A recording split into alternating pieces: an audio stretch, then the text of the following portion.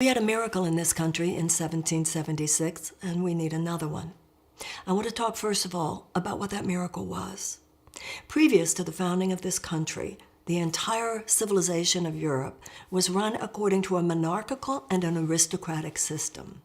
What that meant, we learned this when we were kids in school, that there was a divine right of kings. The idea was that God had given power to one person, maybe two, a king and a queen, and their group of rich friends, the aristocracy. And it was deemed that they were entitled. This group was entitled to the land, to wealth, to education. They were entitled to ownership and to the opportunity for the creation of more ownership, for all of the material means that would provide for the self-actualization of an individual. Nobody else had those rights. Nobody else was entitled. Everybody else, which was the vast majority of the population, was little more than serfs to that small group.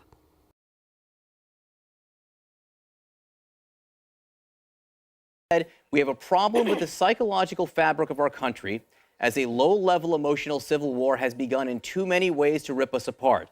In order to deal with that, we must address it on the level of our internal being. That's on your campaign website. To get our country back on track, our government back on track, back to an ethical center that is the true exceptionalism of the American ideal. We need a moral and a spiritual awakening in this country, and nothing short of that is adequate to really fundamentally change the patterns of health and healing. You need more than external remedies. You also have to address the psychological and emotional and spiritual issues that both cause disease and help to ameliorate it when it occurs.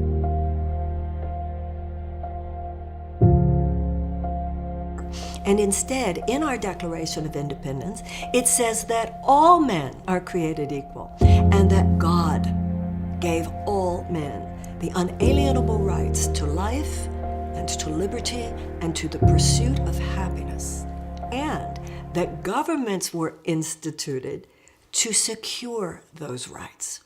That we, in our generation, are functioning as a government of a few of the people, by a few of the people, for a few of the people. In other words, we have subconsciously reverted to an aristocratic paradigm. I'm very concerned about the NSA surveillance. I'm very concerned about what I consider to be an egregious overreach of the government into our private lives. And democracy doesn't just give us rights. Democracy gives us responsibilities.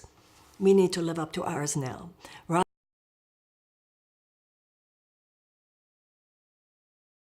Our democracy and our capitalism has swerved off course from an ethical center. And we have an amoral economic system we need to discuss.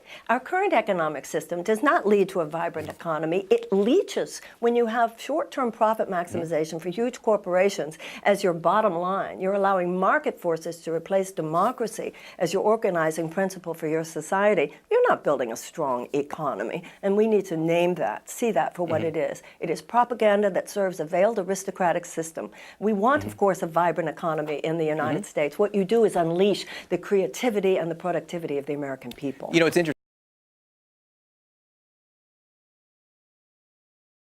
Have systemic racism, layers of systemic racism that are actually leftovers from slavery. Right now, you are a candidate who believes that African Americans should receive reparations for slavery, specifically $100 billion paid out in a 10-year annual installment of $10 billion. Is this symbolic, or do you think this money goes to some practical purpose?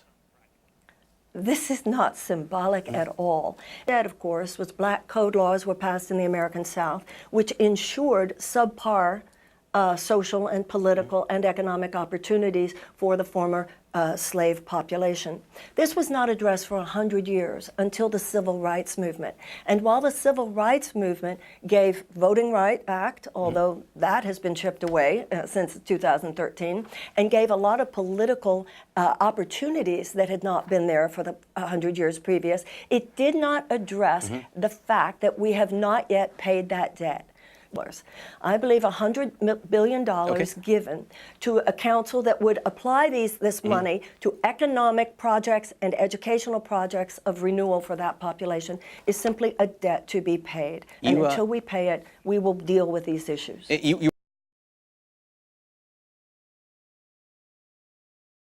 While we're good at preparing for war, we do not wage peace on the levels we need to. In order for this country to be secure, we need to wage peace as much as we need to be prepared for war.